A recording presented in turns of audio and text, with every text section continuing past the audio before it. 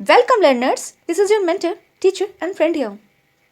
आज की क्लास में हम कुछ वोकैब के पार्ट्स को डिस्कस करेंगे और आज की क्लासेस में इंक्लूडेड वो वर्ड्स हैं जिनको हम कल डिस्कस कर चुके थे। उन वर्ड से रिलेटेड कुछ नए वर्ड, ठीक है। जैसे जो वर्ड्स आपके सामने लिखे हैं, जैसे ईगो, ईगो, ईगो, ये जो दिख रहे हैं आपको, जैसा हमने कल पढ़ा था कि एक रूट वर्ड है लैटिन का, वो है ईगो। और ईगो का मीन होता है सेल्फ। सेल्फ मीन आई, हर जगह मैं को कंसीडर करने वाला, ठीक है। हर बात में अपने आप को देखने वाला, मेरा क्या भला, ठीक है। तो इसी ईगो से एक वर्ड बना है ईगोसेंट्रिक। तो जो ईगो है वो आप जान रहे हैं, ईगो मैन कि जो व्यक्ति स्वार्थी है, जो अपने लिए सोचेगा। अब उसी में जुड़ा है सेंट्रिक। सेंट्रिक बना है सेंटर से, और सेंटर ना ये बता रहा है इसमें कि इस प्रकार का जो व्यक्ति होगा ना, वो सोचेगा I am the centre of this universe. ये पूरे यूनिवर्स में मेरे लिए जो है, ठीक है, कुछ अच्छा हो रहा है तो वो मेरी वजह से हो रहा है। नेचर में जो भी चीजें होनी चाहिए वो मेरे लिए होनी चाहिए। सबसे पहले जो प्रायोरिटी होगी वो अपने आप को ही देंगे, ठीक है। और ऐसे व्यक्ति को हम कह सकते हैं अहंकारपूर्ण व्यक्ति, ठीक है। और ये जो कल जो पढ़ा था हमने ईगोइस्ट, ईगोइस्ट जो होता है ना, ईगोइस्ट की एक्सट्रीम फॉर्म जो होती है, जो लेवल होता है, अलग लेवल ईगोइस्ट का, वही होता है egocentric. Clear? Okay, now next egomaniac. देखिए, ईगो मीन तो होता है सेल्फ, जो अपने आप को प्रायोरिटी दे, और मैनियाक जो है ना, जो मैनियाक है, ये बना है मैनिया से।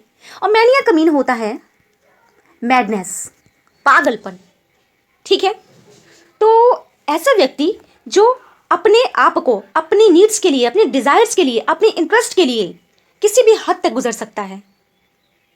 अब इसमें चाहे दूसरों को हर्ट ही क्यों ना होना पड़े, ठीक है। यानी अपने से प्रेम की एक ऐसी धुन सवार हो जाना, सनक सवार हो जाना व्यक्ति के ऊपर, ठीक है, वही होता है ईगोमैनियाक। Okay, now next. अब जैसे ईगोमैनियाक है, वैसे ही एडजेक्टिव फॉर्म में ईगोमैनिकल वर्ड होता है, ठीक है। ये ईगोमैनियाक का एडजेक्टिव फॉर्म है। क्लियर? Next, altruism. अच्छा, इसमें आप आर भी ऐड कर लीजिए, ये एक मिस्टेक हो गई है, ठीक है। Altruism, okay. तो कल हमने पढ़ा था एक वर्ड अल्ट्रुइस्ट, ठीक है, जिसका मीन होता था परोपकारी व्यक्ति, ठीक है, वो था परोपकारी व्यक्ति। अब यहां पे ISM लग जाने से क्या बन गया है, नाउन फॉर्म, ठीक है।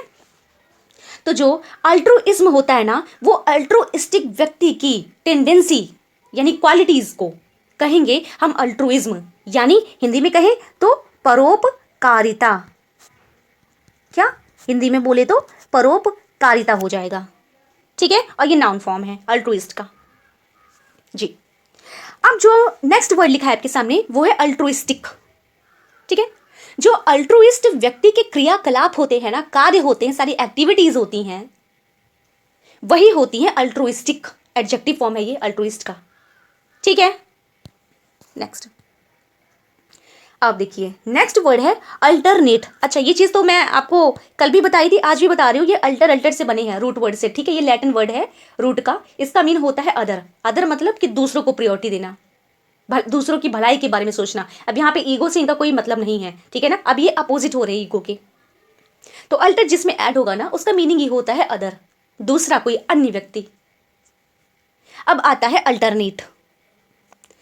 अल्टरनेट का मीनिंग क्या होता है? अल्टरनेट जो होता है वो होता है एक हिसाब से स्कीप करना का किसी चीज को। जैसे आज कोई काम किया गया है, अब कल को छोड़ दिया जाए, फिर परसों किया जाए, ठीक है। ऐसे एक एक करके ऑप्शन देना, यही होता है हमारा अल्टरनेट, ठीक है। चलिए, यानी कोई काम अदर टाइम पे करना, जी। नेक्स्ट है हमारा अल्टरनेटिव। अल्टरनेटिव क्या होता है? किसी चीज का कोई विकल्प।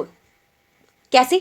जैसे आप इसको ऐसे समझ लीजिए, जैसे आप शॉप पे जा रहे हैं, अपना कोई ड्रेस है, कोई भी सामान ले लीजिए XYZ, तो शॉप पर लेकर के गए, वहां पे उसका अल्टरनेटिव लाना, यानी कि जो चीज है उसके बदले में कोई अन्य विकल्प रखना, ठीक है। जो चीज है, जो थिंग है, जो पर्सन है, उसके बदले वो ना होकर के कोई और रखना, विकल्प रखना, यही होता है अल्टरनेटिव। ठीक है, ये अल्टरनेटिव एडजेक्टिव फॉर्म है। ओके, फिर आता है अल्टरेशन। अल्टरेशन, ठीक है, बिल्कुल। तो अल्टरेशन क्या होता है ना, यही अल्टरनेटिव का, इसी का नाउन फॉर्म है। अभी नाउन फॉर्म क्या, यानी जो अब जो विकल्प वाला हमने देखा था, विकल्प जैसे कि हम जब शॉप पे जा रहे हैं कुछ अल्टरनेटिव लेने के लिए, तो वो जो प्रोसेस हुआ ना सारा, वो होता है अल्टरेशन का। ठीक है, यानी बदलाव करना। हाँ, इसको आप हिंदी में बोल सकते हैं बदलाव। ठीक है, जो चेंजेस किया आपने, अदर जो चीज़ थी उसको हटा करके दूसरी रिप्लेस कर दी गई, ये जो प्रोसेस होता है ना, इसी को कहते हैं बदलाव, यानी अल्टरेशन। नाउन फॉर्म है, याद रखिएगा। ठीक है, अब नेक्स्ट जो वर्ड आ रहा है वो है अल्टरकेशन का। ओके, एक चीज़ देखिए, ये है अल्टरेशन, ये है अल्टरकेशन। ठीक है, दोनों एक ही में है, लेकिन जो यहाँ पे सी है, सी ये इसमें नहीं है। ठीक है, ये देखो इसमें नहीं है, लेकिन अल्टरकेशन में है। अभी अल्टरकेशन का क्या मीनिंग हुआ, अल्टरकेशन का मीनिंग होता है ना, ए वर्बल डिस्प्यूट। क्या होता है, वर्बल डिस्प्यूट, यानी मुंह से इस तरीके की बातें बोलना कि फाइट करने के लिए लोग उतारू हो जाएं।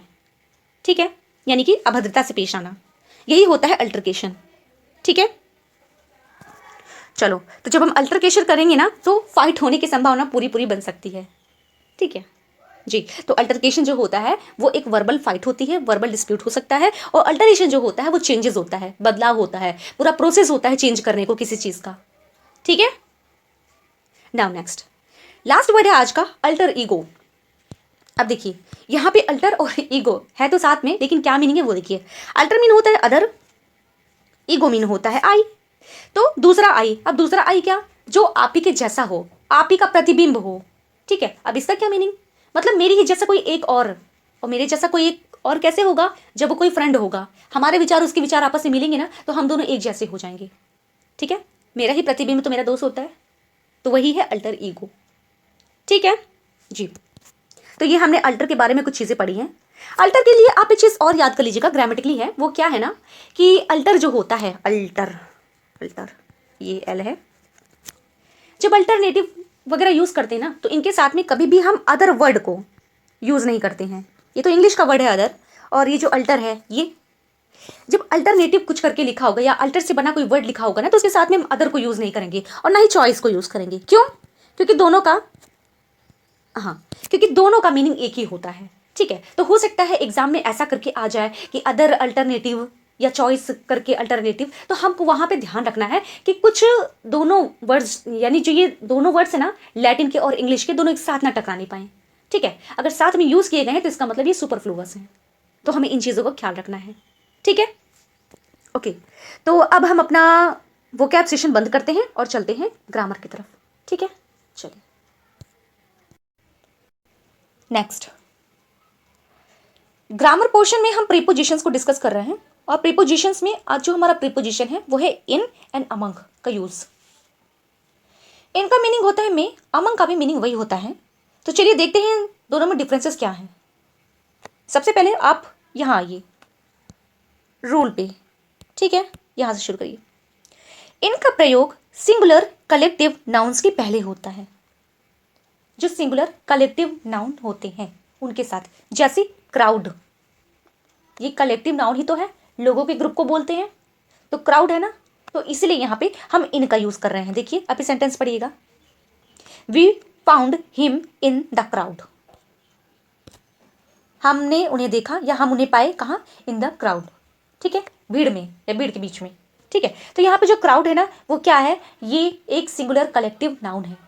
ठीक है, बिल्कुल, तो इनका यूज ना हम सिंगुलर कलेक्टिव नाउन्स के पहले कर सकते हैं। नेक्स्ट, अब अमंग का यूज देखिए, अमंग का प्रयोग प्लूरल तथा प्लूरल कलेक्टिव नाउन्स के पहले होता है। कैसे, अमंग के बाद जो नाउन आएगा ना, वो आएगा प्लूरल। ठीक है, और प्लूरल आएगा, और या फिर अगर कलेक्टिव नाउन का यूज करना हो तो वो भी प्लूरल फॉर्म में आएंगे। जैसे एक एग्जाम्पल देख लीजिए, he was lost among groups of the boys, among का यूज किया गया है ऑफ द बॉयज, और बॉयज क्या है, ये प्लूरल नाउन ही तो है।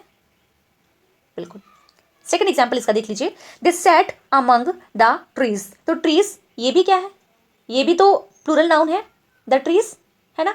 तो इसीलिए कहने का यही मतलब हुआ कि अमंग का यूज ना हम प्लूरल या प्लूरल कलेक्टिव नाउन्स के पहले करते हैं, और जो इनका यूज करते हैं हम सिंगुलर नाउन के पहले करते हैं या सिंगुलर कलेक्टिव नाउन के पहले करते हैं। ठीक है, अब सिंगुलर कलेक्टिव नाउन का एक और एग्जाम्पल देख लेते हैं। He spoke in parliament. तो पार्लियामेंट क्या है, ये सिंगुलर नाउन है। ठीक है, तो इन लगा है तो बिल्कुल करेक्ट है। क्लियर, बहुत ईजी है, ये आप पहले से जानते भी थे, हमारा काम था रिकॉल करना, वो याद हो गया हमें। It's okay, very good. Next, अब आता है मोस्ट इंपॉर्टेंट, मोस्ट इंपॉर्टेंट, इसको आप टिक कर लीजिए, मोस्ट इंपॉर्टेंट है अमंग और अमंगस्ट का यूज। देखिए ज्यादातर तो अमंग को ही यूज किया जाता है, जैसा हम लोग देखते रहते हैं। ठीक है, लेकिन एक माइन्यूट सा डिफरेंस है अमंग और अमंगस्ट में, वो हम आज जान लेते हैं। तो इसके बाद जब हमें अमंग कहने की जरूरत पड़ेगी तो हम अमंग कहेंगे, या फिर अमंगस्ट कहने की जरूरत पड़ेगी तो हम अमंगस्ट भी कह लेंगे। ठीक है, पर क्या इंफॉर्मेशन है, चलिए देखते हैं पहले रूल में। सबसे पहले देखिए, अमंग तथा अमंगस्ट का अर्थ होता है में से या बीच में। बिल्कुल, डिफरेंस के बिटवीन के सेंस में इसको यूज किया जाता है, लेकिन बिटवीन का मीन तो होता है दो ही चीजों के बीच। ठीक है, अमंग का मीनिंग होता है कईयों के बीच में, है ना। बिल्कुल वही चीज है। तो अमंग और अमंगस्ट का अर्थ होता है में से या बीच में। दूसरा, अमंग तथा अमंगस्ट के प्रयोग में कोई अंतर नहीं है, लेकिन कुछ तो है। देखिए, किंतु अमंग का प्रयोग अमंगस्ट से अधिक होता है, जो हम जान रहे हैं। अमंग तथा अमंगस्ट का प्रयोग प्लूरल नाउन या प्रोनाउन अथवा collective noun singular in form या प्लूरल इन सेंस के पहले होता है। ओके, अमंग और अमंगस्ट का यूज जैसे मैंने बताया कि ये प्लूरल नाउन के साथ में, या प्लूरल प्रोनाउन हो या फिर प्लूरल कलेक्टिव नाउन हो, उसके पहले यूज किया जाता है अमंग को। ठीक है, नेक्स्ट, अमंगस्ट का प्रयोग अक्सर, ये मोस्ट इंपॉर्टेंट, यही इंपॉर्टेंट पॉइंट है ही इसमें, ये आप ध्यान रखिएगा, इंपॉर्टेंट टिक कर लीजिए। जो अमंगस्ट है, अमंगस्ट का प्रयोग अक्सर वॉवेल से शुरू होने वाले शब्दों के पहले होता है। क्या समझे, अमंग का यूज तो हम कॉन्सोनेंट वर्ड से स्टार्ट होने वाले, कॉन्सोनेंट लेटर से स्टार्ट होने वाले नाउन के पहले कर सकते हैं, लेकिन जब हम अमंगस्ट का यूज करते हैं ना, तो ये शर्त, ये कंडीशन जरूरी है कि जो अमंगस्ट के बाद में नाउन आ रहा है उसका फर्स्ट लेटर वॉवेल होना चाहिए। ठीक है, कैसे देखिए, और पढ़ते हैं फिर डिफिनेट, अभी ऊपर जब हम एग्जाम्पल सॉल्व करेंगे तो आपके क्लियर समझ में आ जाएगा। किंतु अमंग या अमंगस्ट के बाद यदि दा आए तो दोनों में से किसी का भी प्रयोग कर सकते हैं, जैसे among the people, amongst the people.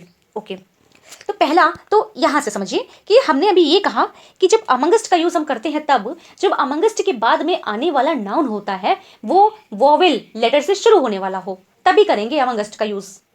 ठीक है, लेकिन अब एक और इंपॉर्टेंट पॉइंट ये बता रहा है कि चाहे अमंग हो चाहे अमंगस्ट हो, दोनों का यूज कर सकते हैं। कब, जब अमंग के बाद या अमंगस्ट के बाद में दा करके कुछ लिखा हो, जैसे among the people, amongst the people, यानी जब दा आ जाएगा, द बॉयज या समथिंग, कुछ भी हमें करना हो, द गर्ल्स करना हो या द पीपल किया है, जो भी किया हो प्लूरल नाउन के साथ में, लेकिन उसके पहले आर्टिकल दा हो, तो वहां पे अमंग और अमंगस्ट दोनों का यूज किया जा सकता है। आया समझ में? चलिए एग्जाम्पल यहां से देखिए, ही was sitting among her children. आप देखो, अमंग के बाद में आने वाला नाउन प्लूरल होता है, बिल्कुल ठीक है। अमंग के बाद में ना जो आने वाला नाउन का लेटर होता है ना, वो होता है कॉन्सोनेंट, बिल्कुल है, एच तो कॉन्सोनेंट है ही है। अगर चिल्ड्रन को भी देखे ये भी कॉन्सोनेंट ही है, तो फिलहाल अमंग के बाद में तो एच आ रहा है, बिल्कुल करेक्ट है, कोई दिक्कत नहीं, कॉन्सोनेंट वर्ड है, कॉन्सोनेंट लेटर है। Among those present were my friends. Among those present were my friends. Among है, शुरू हो रहा है those, ठीक है, तो those टी है, टी क्या है भाई, कॉन्सोनेंट है, तो इसलिए among का यूज किया गया है, एकदम करेक्ट है, कोई दिक्कत है ही नहीं। ठीक है, next, he stood amongst elephants. अब देखो भैया, यहाँ पे amongst का यूज किया है, क्यों किया है ये भी देखो कि among के बाद में amongst है, जो amongst के बाद में आ रहा है एलिफेंट, और एलिफेंट का पहला लेटर देखो ई है, क्या है, ई है ना, तो ई है, ई क्या है, ये वॉवेल लेटर ही तो है, ई ये वॉवेल लेटर है, तो इसलिए यहां पे हम अमंगस्ट का यूज कर रहे हैं, ना कि अमंग का। अब समझ में आया? ओके, एक और एग्जांपल देखिए, she is the best amongst अस।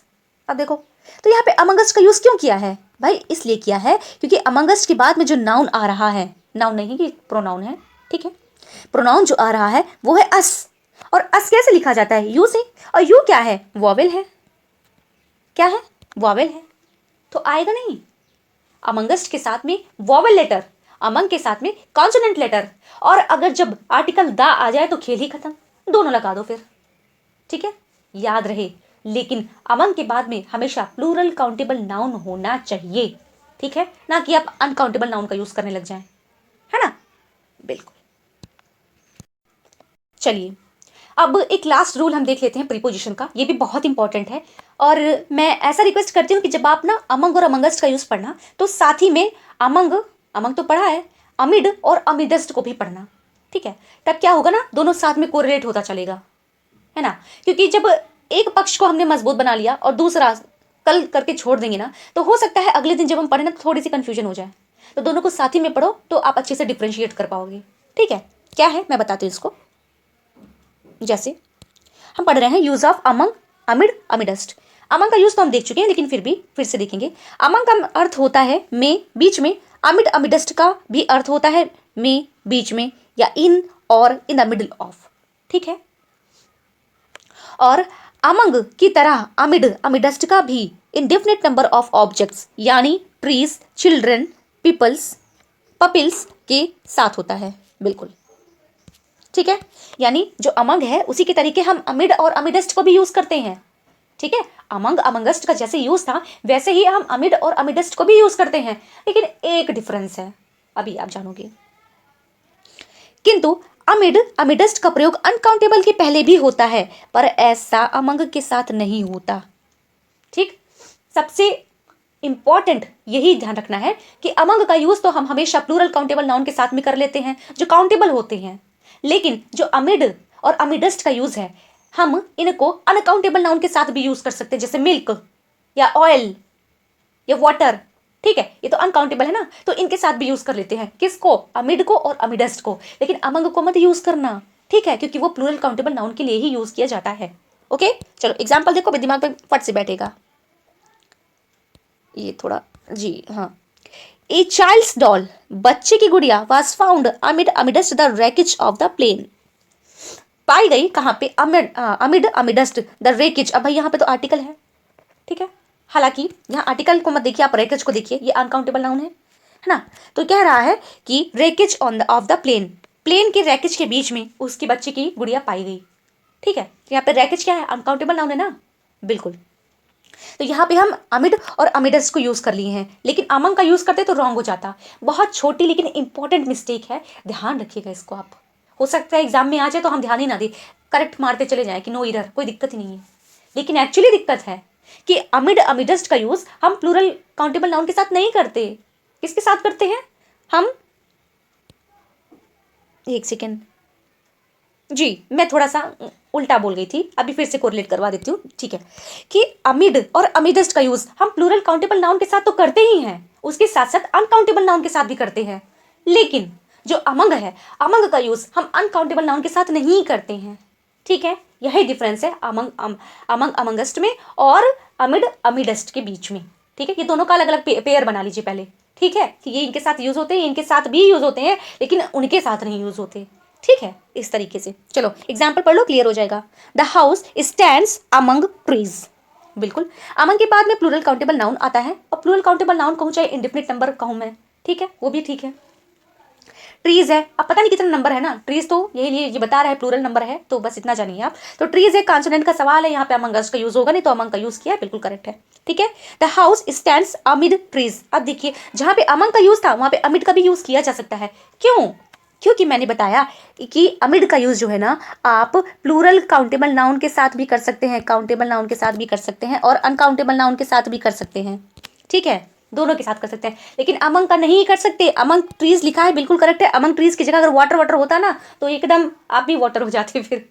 ठीक है, उन्हें ही यूज करना था जी। अब देखो एक सेंटेंस देखो जिसमें सबका यूज है। कैसे? He was sitting among amid amidst his pupils, pupils, शिष्यों के बीच। तो क्या है, यहाँ पे अमंग का यूज कर सकते हैं, भाई प्लूरल काउंटेबल नाउन है ना, बिल्कुल। तो जहाँ पे अमंग का यूज कर सकते हैं वहां अमिड का भी यूज कर सकते हैं, अमिड का यूज कर सकते हैं तो अमिडिस्ट का भी यूज कर सकते हैं। ठीक है, लेकिन अमंग का यूज हम नाउन अनकाउंटेबल नाउन के साथ में नहीं कर सकते। क्लियर? चलो, आई होप आपको समझ में आया होगा। अगर आपको समझ में आया है तो ये तो बहुत अच्छी बात है, मेरी मेहनत सफल हुई फिर। ठीक है, चलिए तो प्रीपोजिशन को अब यहाँ पे थोड़ा सा विराम देते हैं, आते हैं अपने लिटरेचर पोर्शन पे। ठीक है जी, लिटरेचर पोर्शन में हमको डिस्कस करना था जॉन मिल्टन का लिखा हुआ एक सोनेट पोएम जिसका नाम है ऑन शेक्सपियर, जिसको लिखा गया था 1630 में।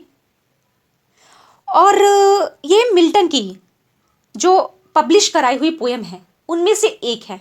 ठीक है, एक नहीं, फर्स्ट कहिए। ठीक है, फर्स्ट पोएम है जो कि पब्लिश कराई हुई है। ठीक है, पब्लिश कराई हुई पोएम में से ये सबसे फर्स्ट पोएम है जॉन मिल्टन की। ठीक है, हो सकता है क्वेश्चन को घुमा करके पूछ लिया जाए कि मिल्टन की पब्लिश पोएम में से सबसे फर्स्ट पोएम का नाम क्या है, तो हमें आंसर देना होगा। ठीक है, और ये जो 1630 है डेट है ना इस पोएम की, ये मोस्ट इंपॉर्टेंट है क्योंकि ये लास्ट टाइम एग्जाम में पूछी गई थी।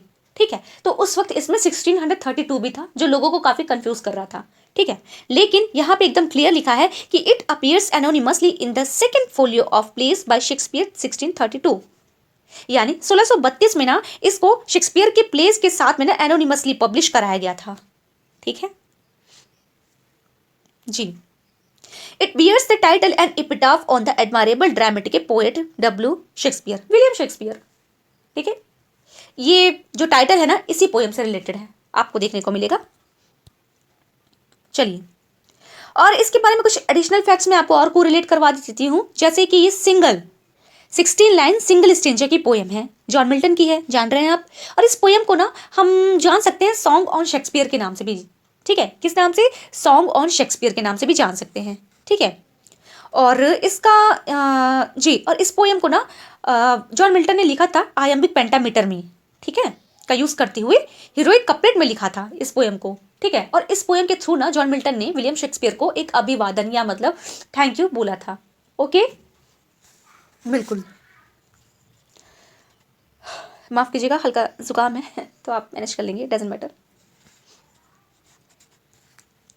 चलिए, अब लाइन टू लाइन पढ़ने की कोशिश करते हैं जितना प्रकाश बुक में है। ठीक है, dear son of memory, great heir of fame, what needst thou such weak witness of the name, what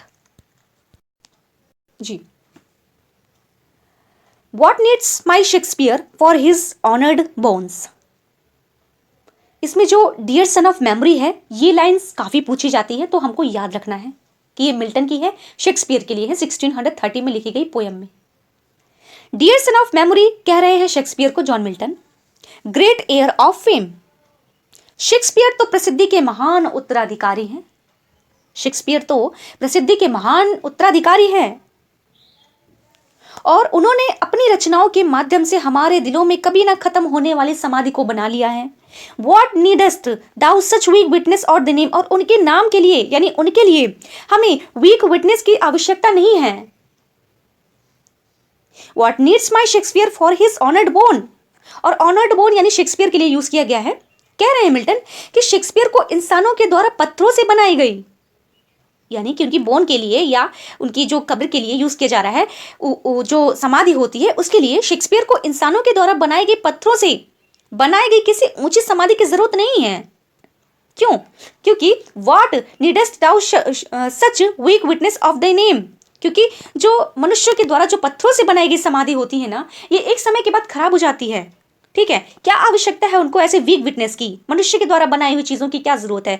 क्योंकि जो उनकी ऑनर्ड बोन है, यानी कि वो तो पहले ही ये महान प्रसिद्धि के महान उत्तराधिकारी हैं, तो उनकी जो रचनाएं हैं ना वो उन्हीं के माध्यम से हमारे दिलों में बसे हुए हैं। ठीक है, तो इसीलिए उनकी जो प्रसिद्धि है वो बहुत ज़्यादा है, हमारे हृदय में है, तो इसीलिए उनके लिए ना मनुष्य द्वारा बनाए गए ऐसी ऊंची समाधि की आवश्यकता नहीं है, क्योंकि वो हमारे दिल में है। ठीक, the labour of an age in piled stone, और जो पत्थरों के द्वारा बनाई हुई मेहनत से जो ये बनाई जाती हैं समाधि, ये सिर्फ एक एज तक ही रहती हैं। ठीक है, यानी कुछ समय के लिए रहती हैं, क्षणिक है ये। और that his hallowed relics should be hid under a star ypointing pyramids, और ये जो हॉलोड रिलिक्स हैं यानी कि इसके अंदर जो समाधि है, समाधि के अंदर शेक्सपियर को रखा जाएगा। ठीक है, तो उसके अंदर ये जो मनुष्य के द्वारा बनाई हुई चीजें हैं, इसमें ये एक एज तक ही रहती हैं, और जो कवि का जो नाम है, यानी जो शेक्सपियर का नाम है, वो हमारे हृदय में हमेशा एक स्टार की भांति चमकता रहेगा और हमेशा उनकी यादें रहेंगी। ठीक है, तो इसीलिए शेक्सपियर के लिए हमें किसी मनुष्य के द्वारा बनाई हुई किसी पत्थर की समाधि की जरूरत नहीं है, क्योंकि वो हमारे हृदय में रहेंगे और उनका स्थान काफी ऊंचा है और वो महान प्रसिद्धि के उत्तराधिकारी हैं। ठीक है, तो यही कुछ लाइंस का मीनिंग था जो मैंने आपको समझाने का प्रयास किया। तो प्रकाश बुक से आज हमारा ऑन शेक्सपियर भी फिनिश होता है, और जल्दी ही आप लोगों के सामने मैं कुछ प्रैक्टिस सेट्स जो मैंने अपने हाथों से बनाए हैं काफ़ी दिन की मेहनत करके आपके लिए, उसका बहुत जल्दी मैं आपके सामने उसको लेकर के आऊँगी। तब तक के लिए आप पढ़ते रहिए, और मेरा एक छोटा सा अटैम्प्ट है यही। मेरे अटैम्प्ट के लिए एक लाइक शेयर सब्सक्राइब करिए। Thank you so much, bye bye.